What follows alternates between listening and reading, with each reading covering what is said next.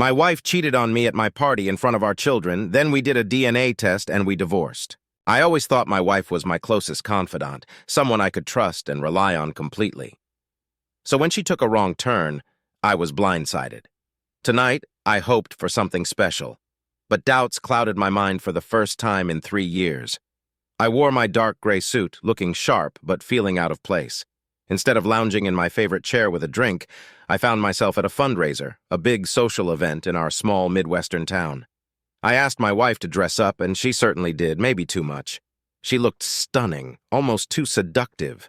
At 34, she was at the height of her beauty, turning heads as she descended the stairs in a revealing emerald dress. Despite her allure, she was mine, and I made that clear. While I would rather be home, she seemed at ease mingling with the town's elite, her natural charm drawing people to her effortlessly. Returning from the bar, I saw her deep in conversation with Congressman John Edwards, a charming figure often compared to Robert Redford. His presence seemed to mesmerize her, leaving me feeling like an outsider as they ignored me. I politely reminded the congressman of my seat. He kept chatting with my wife, so I placed drinks between them, forcing him to notice me. He finally acknowledged me and left to find his seat, dismissing me in the process. Fuming, I returned to my place, muttering about his arrogance. My wife defended him, accusing me of being rude to a congressman. I reminded her of our relationship boundaries, but she just rolled her eyes, a gesture I always hated. To avoid a scene, I let it go. Dinner ended, and the band started playing. I asked my wife to dance, but she refused, leaving me feeling hurt. While I mingled, I kept an eye on the congressman, who eventually headed to the veranda. Worried, I found him there, arm around my wife in a deep conversation. I tried to intervene, but someone stopped me, warning me not to mess with the congressman. "That's my wife he's touching," I growled as I was pushed back into the ballroom. Demanding her return, I threatened to cause a scene. The congressman's aide cursed quietly and turned back to retrieve my wife. When she returned looking flustered, I grabbed her hand and let her out. The ride home was silent at first, but it didn't last long. She exploded, accusing me of humiliating her. I defended myself, reminding her of our marriage boundaries. "You're being possessive and acting like a love-struck teenager," she snapped, her face flushed. She eventually fell silent, conceding my point. The tension affected the kids, making dinner awkward. On Wednesday, she insisted we have a serious talk, which never bodes well. It ended badly. She announced plans to attend another fundraiser with the congressman, calling it a non-date. I objected, questioning the appropriateness. She denied any wrongdoing, insisting she was innocent. I challenged her, pointing out the double standard with her friend Rebecca. Her reaction confirmed my suspicions. She had issues with Rebecca, who was known for her charm. "It's completely different, you know that," she argued. "A date with a U.S. congressman isn't the same as a regular date. There's a big distinction." "Right, Emily, you can't go out with another guy. We're married, remember?" I reminded her, emphasizing our vows. "You don't own me, Andrew." "Even though we're married, I can do what I want," she shot back. "I'm not saying you're my property, but you're the mother of our kids. I don't want to break up our family," I pleaded. "You're being ridiculous," she dismissed, refusing to see the gravity of the situation. I was shocked when Emily appeared in a stunning white gown for her so-called date. Our kids were amazed, asking why she was dressed up. She struggled to explain, so I bluntly told them the truth. When the doorbell rang, I gave her an ultimatum, him or us. She opened the door to a security guard and a black limo. "Behave for Daddy," she said before leaving. Stunned, I focused on my kids, who needed me. Drinking my sorrows away wasn't an option. I planned a few FaceTime calls, one to my parents and one to hers. The kids enjoyed chatting with their grandparents. Starting with Emily's parents, I knew her recent actions would upset them. We laughed until they noticed Emily's absence. "Where's my daughter, Andrew? Have you hidden her?" my mother-in-law joked. I softly explained she was on a date with Congressman John Edwards, expecting her back the next day. Shocked, my in-laws couldn't believe I let her go. I tried reasoning with her, stressing the neglect of our family, but she seemed convinced it was acceptable. The kids took over the conversation, a welcome distraction. My mother-in-law urged patience and communication. Later, I called my parents, who were less sympathetic. My mother recommended a lawyer. After a few calls, I ordered pizza, watched a Disney movie with the kids, and struggled to sleep, distracted by ESPN. In the morning, I made pancakes and bacon, reassuring the kids their mom would return soon, though I was uncertain. There was no rush to come home after spending the night with another man. The black limo pulled into our driveway around 1 p.m., catching the attention of our kids and neighbors. Usually they'd rush to greet their mom, but this time they stayed put, disappointed by her appearance. She still wore the same dress from the night before, now wrinkled and tired-looking. I sat in the living room as she entered, showing no eagerness to greet her. "Hey," she greeted, acknowledging our night apart. "Looks like you and the kids managed without me. We did fine," I replied sharply. She headed upstairs, asking for rest and a shower. I raised my hands in mock surrender, realizing our relationship was over. My focus shifted to making things easy for my kids, avoiding becoming a weekend-only father. Could I stay until the kids graduated high school? When Emily finally came downstairs at 7 p.m., I'd already made dinner. I mentioned leftovers in the fridge, receiving a faint smile. The kids sensed the tension and kept their distance. Alone, Emily accused me of poisoning their minds. I denied it, highlighting the impact of her actions on them and our neighbors. "I didn't break up our family," she defended, shifting blame to me. "It's up to you. If you can work on your ego issues, we can heal and keep our family together. But if you continue being petty and nasty, we'll have to go our separate ways, and you can be Mr. Part-Time Dad," she warned, catching me off guard. I had expected regret, not resistance and anger. "It's 1 in the afternoon, Emily," I retorted. "You couldn't get enough last night. Needed a half-day fling, huh?" She paused, avoiding my gaze. "We can get past this and go back to how things were. I know I hurt you, and I'm sorry, but I needed this for myself, and I don't regret it," she said unapologetically. "That's a terrible apology if that's what it is," I remarked. "You're only sorry for hurting me, not for anything else." "It was amazing for you," she said defensively. My response matched her conviction. "Your actions betrayed our vows and our family." I recounted how surprised she was when I found her in our guest bedroom. "We can't move forward unless you make an effort," she pleaded. "No, it's too late for that now," I said, shutting her out of the room. Exhausted from 2 days of tension, I slept soundly that night. The next morning, I stuck to our Sunday brunch routine, making Belgian waffles. "Mom looks rough, like she hasn't slept," Lily noted as we sat down to eat. "Maybe you should go out more on Friday nights," I suggested, and Emily burst into tears and ran to the bedroom, leaving the kids confused. "Did I say something wrong?" Lily asked innocently. "No, sweetie. Mommy probably just missed the waffles," I reassured her softly. Later, as I relaxed in my recliner watching the game, the bedroom door flew open, and Emily stormed in, ranting incoherently. "Calm down, honey. I can't understand you when you're all worked up," I remarked.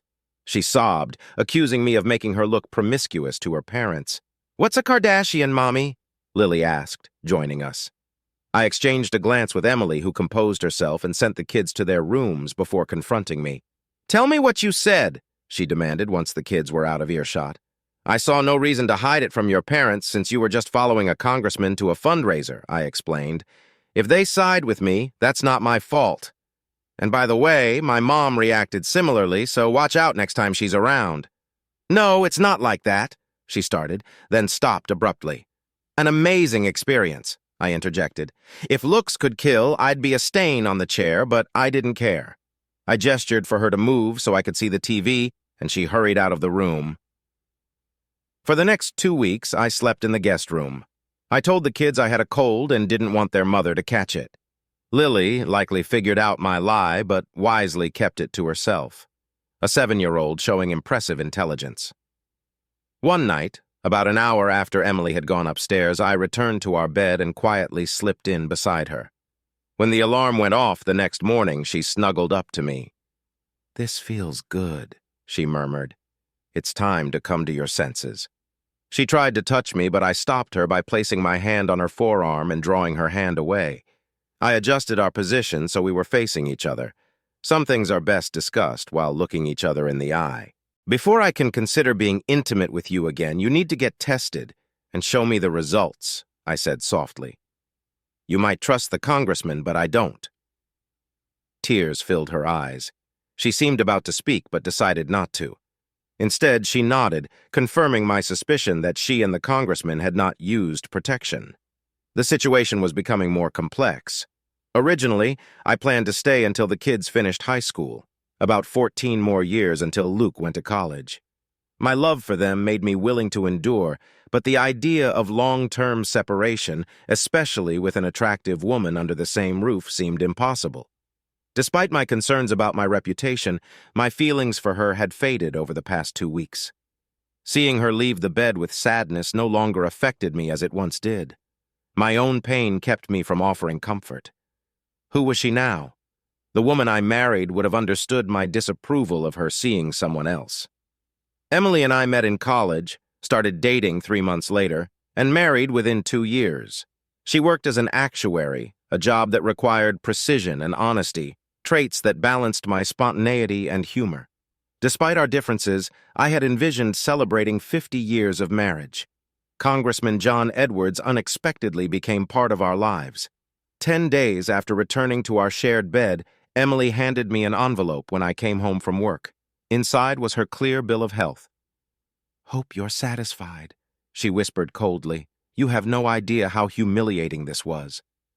"I may never face Dr. Brown again. Not my problem, Emily," I replied flatly. "Stay faithful and you won't be embarrassed." She hissed softly but couldn't argue. As she walked away, I pressed on. "How often has the congressman contacted you?" She began to speak, but I silenced her with a gesture. With a grimace, she handed over her phone. I found texts and calls from him, but no evidence of further meetings. "Damn it," I muttered. "We're on thin ice," she agreed, pocketing her phone and heading to the kitchen. That night, she showed me affection in bed. An instinct took over. I didn't feel anything for her. I just satisfied my needs. I knew she was trying to win me back, but my mind was elsewhere. Emily's abrupt return home sparked neighborhood gossip. Sympathetic looks from men and smirks from women hinted at rumors. One evening, Lily approached me asking about a women's club. I kept my composure, explaining Mommy's mistake and reassuring her. I hugged her, hiding my emotions, knowing this moment would haunt me forever. Normalcy gradually returned to our household, at least as far as I could see, but it was a new kind of normal. Whether Emily admitted it or not, things would never go back to how they were before. I couldn't fully trust her again. Nor could I forgive or forget the profound disrespect she had shown me and our family. To borrow from Tina Turner, what does love have to do with any of this? 6 months later, she seemed to realize something or found the courage to speak up. After that evening, which she initiated, I turned away from her to sleep as had become the norm since then. Before she spoke, I heard her crying. "Andrew, can we talk?" she asked softly. "What's up?" I sighed. "Could you please turn around?" Her tone was clearly irritated. I sighed again, trying to mask my frustration, then turned to meet her gaze. She kept glancing at my eyes. "Do you realize how long it's been since we were close?" "Say it," I insisted. "You had the guts to do it. Have the guts to admit it. We haven't been close since you went on that date." "I noticed," she said. "You satisfy me physically, then sleep. You make sure I'm happy, but it feels purely physical, and you haven't hugged me since. I miss that closeness." "You can't even say those words, Emily," I replied. "Your date. You cheated on me with him. Admit it. I'm not stupid. You go on a date and don't come back until the next day." "You make it seem cheap and disgusting," she protested. "Yes, we were intimate on Saturday night, and it was great. He was gentle and caring, just like you. Really, it was an unforgettable experience. That's why we're not making love anymore, don't you see? You gave him something that was supposed to be exclusively mine, and you enjoyed it. It was unforgettable, as you said." "Come on, Andrew. It was only one night, 2 days. Statistically, that's little compared to the hundreds of days well spent married." "We can forget it if you're willing to try," she pleaded. "Thanks for the math lesson, but I've never seen our marriage as a math problem. Would you feel the same if I did it with Laura Smith?" "Laura Smith, a divorced blonde with a nice figure who lives nearby? Almost every woman on our street watches her closely with their husbands. Wait, are you suggesting you want Laura?" "No way," she exclaimed. "Listen to your inner voice. I never said I wanted Laura. That was you." "I was curious about how you'd react if I did the same," I said, trying to clarify. She seemed confused at first, but then it dawned on her, and her expression turned to anger. "I can read between the lines." "You don't need to spell it out," I replied smugly. She avoided my eyes. "You know, because of what you did, the other girls in the neighborhood bullied Lily. They heard their mothers calling you all sorts of names." "It was awful," I told her. Her anger shifted to disbelief. Lily never said anything, she breathed, trying to process it. I'm truly sorry. You called that night unforgettable. It was unforgettable for its betrayal, I shot back, turning away and heading to bed, not caring what she did next. I have to give her some credit. Over the next few months, Emily really tried to be a good mother. I'd always been the one mainly taking care of our kids, but suddenly she was driving them to activities, supporting them warmly. It made me wonder if she finally realized that putting family first was key to keeping us together. What a revelation. The kids liked the extra attention, but my daughter, being wise beyond her 8 years, picked up on more. Mom is really trying, Daddy, she told me one day. I hope she gets a proper apology for whatever she did wrong. I tried to smile, genuinely admiring her perceptiveness. On the surface, everything seemed normal in the Johnson household. I worked hard to keep up appearances, and Emily seemed determined to regain my favor and maintain a facade of normalcy. We were just two people living under the same roof, sharing some benefits. She hoped it'd give in eventually. Deep down, part of me still had feelings for her, but I couldn't forget the 9 years she'd been the center of my world. She complicated things by continuing to contact that congressman. I monitored her calls and messages after her date, and although she kept things clean, she didn't realize how easy it was to clone a phone and see all communications. He kept reaching out, and she kept him at a distance. Can we meet up soon? I'll be in town, he texted a month ago. My husband is still mad about last time, she replied. I can't risk it. I was unimpressed. A month later, we celebrated our 10th anniversary with a family trip to a local amusement park. The kids had fun, but Emily was visibly upset. She waited until they were busy playing before she spoke. We've always celebrated our anniversary with a special night for just us. You're breaking tradition because you're still holding a grudge. When did you become so petty? She asked. The answer to that is the same as for many other questions about your date. You did this to me, to us, I replied. Can't you move past this? She pleaded. How often do you two still communicate? I asked bluntly. She smirked, pulled out her phone, and handed it to me. I tossed it in the air and caught it. I know you've erased any evidence of your affair, but I bet the records of old texts and calls are still there, even if you didn't initiate them. Why haven't you explicitly cut him off? Her face turned red, and she looked away. It was a rhetorical question, but the silence spoke volumes. In the middle of all this chaos, my job and my kids were my anchors. My colleagues often commented that I looked like I needed sleep or that I seemed stressed, and I felt like I was developing an ulcer. My drinking had increased, and I rarely slept well. I spent countless nights staring at the ceiling, wondering what went wrong. Emily claimed to love me, justifying her actions as separate from our relationship. She felt no guilt, just regret for the pain she caused me. I was waiting for the other shoe to drop. Unexpectedly, my mother-in-law became a surprising source of support. She repeatedly expressed regret for her daughter's actions. We're sorry, Andrew. We didn't raise her to be so selfish. I hope you can find a way to move past this, she told me in one of her calls. I know you're doing your best for the kids. Heading to the kitchen, I grabbed another cooler of beer to take outside. We were having our usual monthly summer picnic in the neighborhood. Outside, there were 2 grills going with a spread of hot and cold dishes, fruits, desserts, and drinks. The weather was perfect, sunny and around 75 F with a light breeze. The gathering had started a few hours ago and would go on for several more. These get-togethers were always fun for both kids and adults. As I moved through the house, I heard female voices from our home office, which was normally off-limits to non-family. I planned to direct them to the family room. While most activity was outside, sometimes someone would come inside for the AC or a quiet chat, but this particular space posed a problem. Yeah, when Andrew takes charge, I can't help but think of him. He's assertive, driven, and focused on his goals. Sometimes I can't shake the memory of that night. It's something ill cherish forever, Emily said to her friend. I stopped in my tracks, my legs feeling weak. How many people know about my betrayal? I heard laughter. There were 3 of them in the room. I fought the urge to vomit and barely made it to the restroom in time. I was sick, emptying everything from the night before and that day. After cleaning up, I brought the cooler outside and handed beers to the guys at the grill. Hey, Andrew, you okay? You seem off, John Taylor asked. I'm good, I replied, drifting away. I stayed quiet for the rest of the picnic. When Emily and her friends returned, I felt eyes on me and noticed smirks. Maybe I was losing it, but it seemed like every woman at the BBQ was sneering at me. Later that night, after putting the kids to bed and finishing the cleanup, I confronted Emily. She was sitting in a lounge chair, sipping a wine cooler, looking content. I joined her. "Did anyone come today who doesn't know about your affair?" I asked. She looked surprised. "I might have mentioned it to a couple of friends recently. It was quite the experience," she chuckled. "He's a charming congressman. I couldn't help but share. So first you cheat, then you embarrass me in front of your friends, making every husband aware and branding me as the betrayed," I accused. "I'm not unfaithful and I won't be labeled as such," she yelled back. "It was one mistake. I didn't sleep with a stranger in some motel."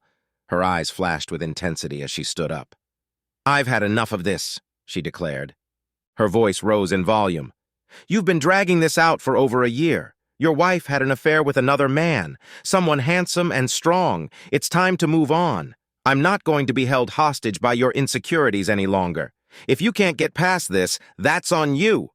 Either file for divorce or accept reality. I'm tired of this charade, pretending we're a perfect couple. Make up your mind now." Her outburst left me completely stunned, and I sat in silence for what felt like an eternity. By the time I came to my senses, she had already walked away, leaving me alone to process her words. I'm naturally reserved and slow to react, which some people, including my wife, mistake for weakness. I rarely panic or act impulsively. The thought of not seeing my children every day tore at me, but I still held out hope for salvaging our family. I had braced myself for the worst and already had a lawyer on standby. First thing Monday morning, I took action. Emily was served with divorce papers at her workplace. By the end of the day, as I expected, she was furious. 5 minutes after being served, my phone started buzzing non-stop with her calls, which I ignored, anticipating the storm brewing for when I got home. When I stepped into the house from the garage, Emily erupted in rage. "You idiot!" she screamed. "Your fragile ego is bruised, and you humiliate me in front of my colleagues, just like you embarrassed us in front of our friends and neighbors. You practically begged me to file, so I did," I shot back. She glared at me but said nothing more. I put down my things and went to reassure my children of my love, explaining that even though we wouldn't be living together anymore, I would always be there for them. Lily, having friends with divorced parents, understood, but Luke was confused and upset. I knew he would struggle, but I was confident that Lily would help him through it. Living in a no-fault divorce state, I expected the process to be straightforward. Emily was likely to get primary custody, the house, child support, and some alimony, but she contested everything, dragging out the proceedings with every tactic her lawyer could think of, including insisting on pointless meetings and suggesting marital counseling. "Why are you doing this?" I asked in one session. "You say you love me, but your actions speak otherwise. You cause so much pain, and yet you tell your friends he's the best you ever had. Why would I stay in this marriage if all it brings is misery? I love my kids, but staying with you will only make them remember me as a bitter man. I love you, Andrew," she pleaded. "Are you really hung up on one incident? Yes, he was amazing, but it was just one mistake. Please forgive me." "I can't, Emily," I replied. "You broke our vows and belittled everything we stood for. I can't overlook that. I hadn't intended to take things this far, but everyone has a breaking point. The two-party political system has its perks. One side always wants dirt on the other. After Emily's affair, I came up with a backup plan. I reached out to a well-connected lawyer who then approached the chairman of the opposing political party. They were eager for any information that could damage the congressman's re-election and White House ambitions. Even with the promise of a significant monetary reward, they were desperate for the evidence. They had to agree that the evidence would only be revealed if I requested it. My lawyer kept me updated on the chairman's assistant's inquiries. This month, we decided it was time. The meeting was set in my lawyer's office. After the introductions, I placed a sealed plastic bag on the conference table. The chairman's eyes widened. "Dear God, is that what I think it is?" he asked. "If you think it's evidence that could end the congressman's career, then yes," I replied. They looked at the bag as if it held gold. He didn't touch it, just stared at it in amazement. "She came home, went upstairs for a shower," I recounted. She handles the laundry, so she probably assumed I wouldn't check the basket. I waited until she was in the shower, then found her underwear at the bottom of the hamper. TV shows have taught everyone about DNA. I'm confident that when you test these, you'll find two different sets. Also, here's her toothbrush for comparison.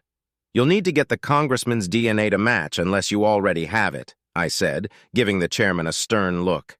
He nodded, understanding everything without needing more explanation. Why do this? His expression asked. Because she was arrogant enough to think I'd forgive her, I replied. She betrayed me and assumed I'd get over it. Now she flaunted it in front of me. To hell with her and the congressman she associates with. Your career is over, John. Damn you, Edwards. How could your weak husband get evidence of our weekend together? Edwards raged at Emily over the phone a week after my meeting with the chairman. I don't know what you're talking about, she stammered. The call took me by surprise. I used to clone her phone. I had admitted to her months ago that I tapped her phone and that they hadn't been communicating through that means. What did you do wrong? She asked when I returned her call 90 minutes later. I knew what she meant, but I was feeling spiteful. I just ordered a pepperoni pizza with garlic bread. Why do you care what I eat? Wait, how do you know what I eat? She snapped. From past experiences, I knew she despised my actions. She might have seen me as weak, but she knew better. Well, you seem to have gotten back at Congressman Edwards somehow, she said. He threatened me because of something you did, but wouldn't say what. Thanks for that. My parents are furious. Yours, too. Lily is avoiding me, and you can't grasp that what John and I did was unrelated to our relationship. Yes, about that, I started. Congressman Edwards, who seemed certain of re-election, suddenly dropped out of the race 8 months before the election, citing mental fatigue. With everything else in my life, I hadn't thought about dating. My daughter brought it up casually. Daddy, when will you start seeing other women? She asked. My kids were with me for the second weekend. Sarah's mom really wants to go out with you. I was stunned. My jaw dropped. Lost in the chaos of divorce, I hadn't thought about my future beyond caring for my kids every other weekend and during a few weeks in the summer. Sarah's mom mentioned it, and you're okay with that? I asked, taken aback. Well, she didn't directly tell me, Dad, Lily explained. She overheard her talking with Annie's mom. But yeah, I'd be fine with it. Just please, not Marcy's mom. None of us kids liked her. Kids have a way of picking up on things, Dad. Sarah's mom, Karen, had been divorced for about 5 years. She once had a terrible husband, but she was a lively brunette with curves, still carrying the energetic spirit of her cheerleading days. I had never considered she might be interested in me. When you're married, you don't think about other women. At least I didn't. Was I naive? Lily kept watching me closely. It's okay, Dad. I'm almost 9. I get what divorce is all about. Luke and I will be fine. Just take care of yourself. It felt like I was thrust back into the dating scene.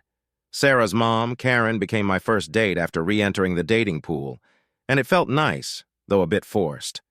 I told her that emotionally, I wasn't ready for anything serious, given how recently I'd started dating again. She smiled warmly, saying I didn't owe anyone an explanation. Karen offered valuable advice, like a crash course on navigating life as a divorced parent. She also hinted that I might catch the eye of other divorced moms, given my reputation as a good father with a decent career and, well, not unattractive. She blushed a bit as she said that last part. I dated Karen and a few other divorced mothers. Sometimes I hardly thought about Emily or our past marriage. While I did feel lonely at times, it wasn't enough to consider reconciling with her. I refused to entertain the idea of her betraying me again. Emily, however, quickly brushed off her affair as a foolish mistake, promising it would never happen again. A foolish mistake, I sneered. It was poor judgment, a lack of respect, and pure selfishness. You chose an affair with a congressman over your family's well-being. Her mouth opened and closed twice. She wanted to respond, but stayed silent. I half expected her to keep pushing, but she couldn't justify her actions, especially now that contacting the congressman seemed futile. One Saturday at dinner, while visiting my ex-mother-in-law, she informed me that the congressman had told Emily to never contact him again. He thinks you influenced his decision to withdraw from the Senate race and blames her for not stopping you, she recounted. I raised an eyebrow and continued eating, opting not to comment. A few months later, some co-workers suggested going to a new upscale bar with a dance floor. When I was married, I avoided Thursday night outings, but now that I'm single, I went out more often. 4 of us found a table, ordered drinks, and soaked in the lively atmosphere. I noticed 2 women as soon as they walked in. The first looked to be in her early 40s but dressed younger, trying to evoke a youthful vibe. She wore a silk blue shirt, slightly unbuttoned, and a short skirt showing off her long, toned legs. With short, dark brown hair and green eyes, she exuded confidence. Her friend, slightly older, possibly in her early 50s, looked out of place in the bar. She exuded elegance and wealth, clad in a high-end sweater and skirt. She had shoulder-length silver blonde hair and dark eyes, radiating a refined beauty. They quickly caught the attention of several men eager to dance. I couldn't shake the desire to dance with the dark-haired woman who seemed ready for fun. She accepted every dance invitation with enthusiasm. In contrast, the blonde woman danced sparingly and moved more reservedly. An hour later, I decided to ask the blonde woman to dance, but as I approached her table, the brunette grabbed my hand and pulled me onto the dance floor. I was captivated by her and forgot about her friend. We danced to upbeat songs until the tempo slowed, and then she kissed me passionately. I was mesmerized. We left the club together and ended up at my place. Our passion continued into the bedroom, and that night she shared details of her life. She and her friend were celebrating her recent divorce.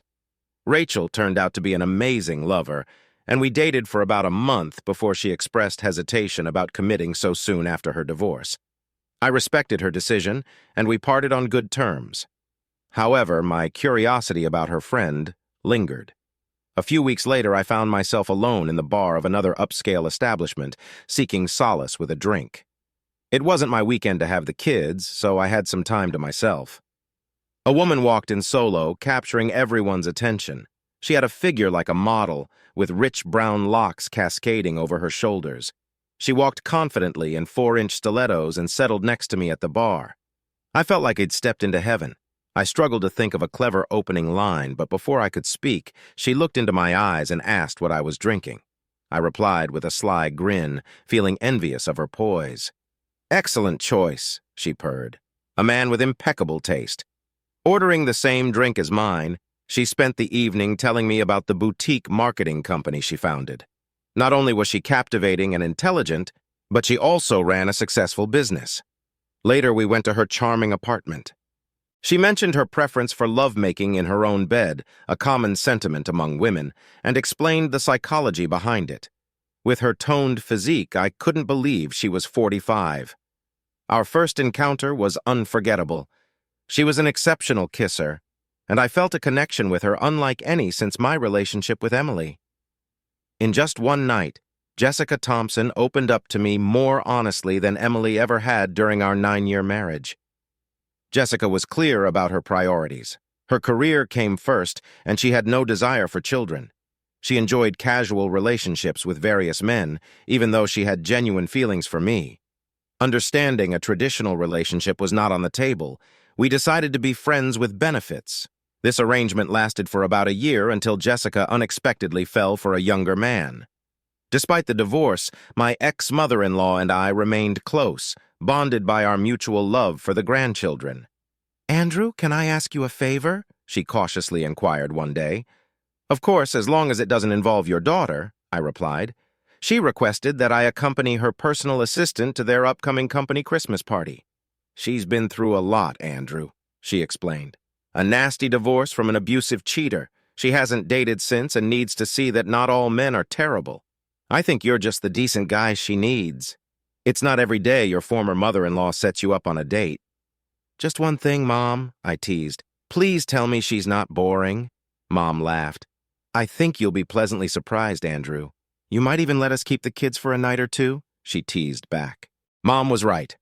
I was pleasantly surprised. Melissa, as she preferred to be called, was a delightful woman with a charming personality and a well-proportioned figure. She had a habit of wrinkling her nose and squinting her green eyes when she laughed, which I found endearing. Throughout the evening, I made sure to give her my full attention. Melissa seemed to appreciate the gesture and engaged in lively conversation. We sat with my in-laws at a table. Mom was as graceful as ever, while Dad was reserved initially but warmed up as the evening progressed. I impressed Melissa with my dancing skills, honed over the years to please my ex-wife. Melissa matched me step for step, especially in faster dances, and we moved together perfectly in slow dances, as if we had been partners for years. The feeling of her body close to mine was something I hadn't experienced in a long time. As I escorted Melissa to the door, she gave me a gentle kiss on the lips and handed me her phone number. After a few days, I called her to set up a date. She agreed, and we planned to dine at one of the city's finest Italian restaurants, followed by an art exhibit at a nearby gallery. Melissa dressed more provocatively for our date than she did at the Christmas party, which impressed me even more. We had a wonderful time and went out 3 more times before deciding to introduce our children to each other. We spent a fun day together, playing mini-golf and having a picnic in the park. The 2 girls bonded quickly, although my son was less enthusiastic, being at the age where he thought all girls had cooties. Melissa and I continued to see each other regularly, blending our families more with each outing. Then, a few weeks into the new school year, I got an unexpected call from Emily. "I'm not sure what your girlfriend is teaching our kids, but your son was in the principal's office today for fighting. His face is a mess, and he's been suspended for 3 days. He keeps saying it started with this Monica girl he calls his sister," she fumed.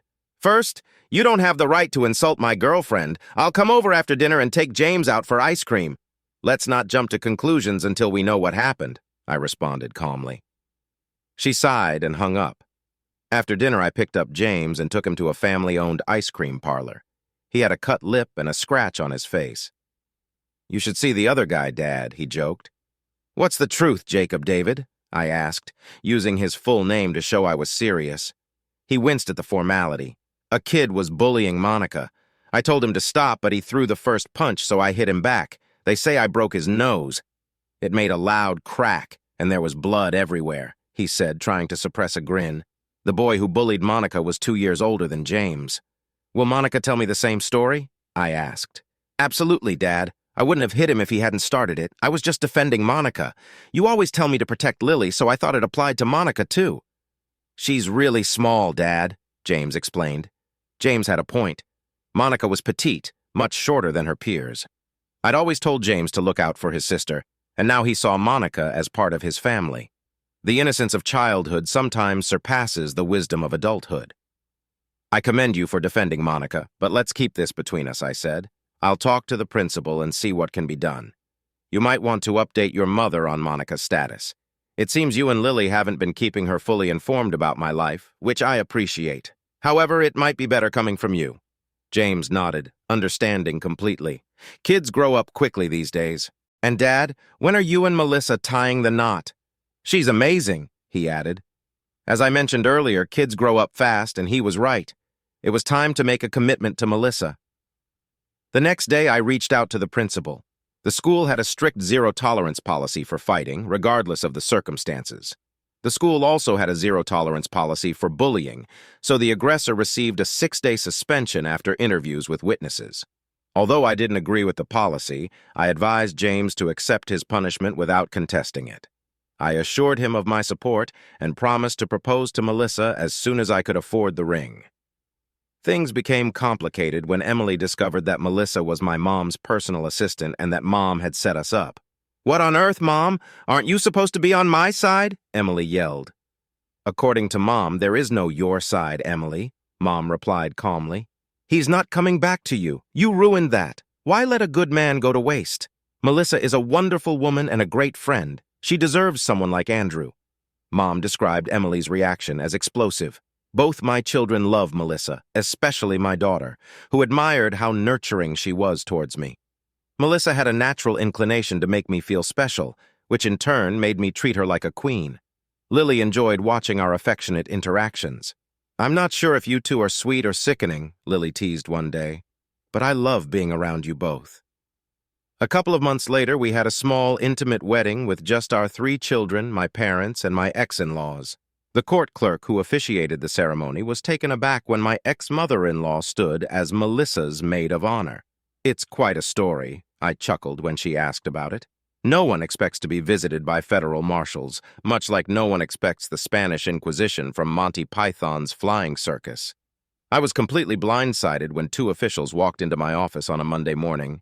They were investigating a former congressman's altercation and subsequent injury in the restroom of an upscale restaurant in Houston, Texas. My name, along with those of several other aggrieved husbands, came up as potential suspects. I can't say I'm sorry to hear about the congressman's troubles. No one deserves it more, I remarked to the marshals.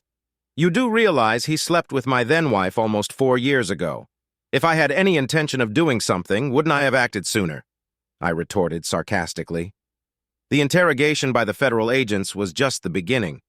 A week later, a reporter from the Associated Press showed up at my office seeking details about the incident.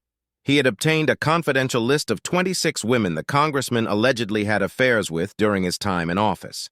Several people knew about Emily's involvement with the congressman, though I didn't publicize it. Emily likely told more people than I did, as she took pride in her conquest. I wondered how proud she felt when the news of the congressman's misconduct broke, implicating her as one of his lovers. "Why did you tell him?" she screamed over the phone. "I didn't. He told me your name was on the congressman's list. All I did was confirm it. I wasn't going to lie to protect you from embarrassment. I'm not promiscuous," she yelled before I ended the call. I couldn't help but laugh. I even thought about taking a long vacation when the news article came out. She messed up, but I was going to suffer the embarrassment too. Melissa convinced me otherwise. Don't engage. Stick to the truth. She cheated on you, you divorced her, and you moved on, Melissa advised. Unfortunately, my children were going to face verbal bullying because of their mother's actions. We would have to address the fact that their mother was a self-centered cheater for years to come. I felt sorry for my ex-in-laws, who had become close friends. After the article came out, we invited them to stay with us for a couple of weeks. During that time, they mostly stayed indoors and avoided answering their phones. I love my daughter, but I'm deeply ashamed that she thought it was acceptable to engage in promiscuous behavior, Dad confessed.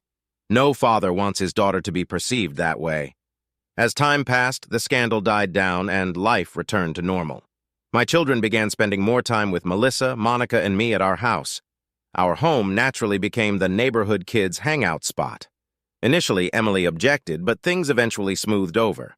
I made sure Lily and James kept open communication with Emily to prevent any accusations of alienation. Mom and Dad's frequent visits helped ease tensions. When the kids were with me, we rarely discussed Emily. Although she remained their mother, she was now an ex in my life. The kids respected Melissa and even started calling her Mom. Initially, Emily's parents were uncomfortable with this, but they soon accepted it as they had been close to Melissa before our marriage. Amidst all the upheaval, I paid little attention to Emily's dating life. I knew she occasionally dated based on what the kids said, but I was shocked when Lily announced one afternoon that her mother was engaged. A wave of sadness hit me for what might have been, but then I felt Melissa's comforting embrace, and my sorrow quickly turned to joy for what I had now.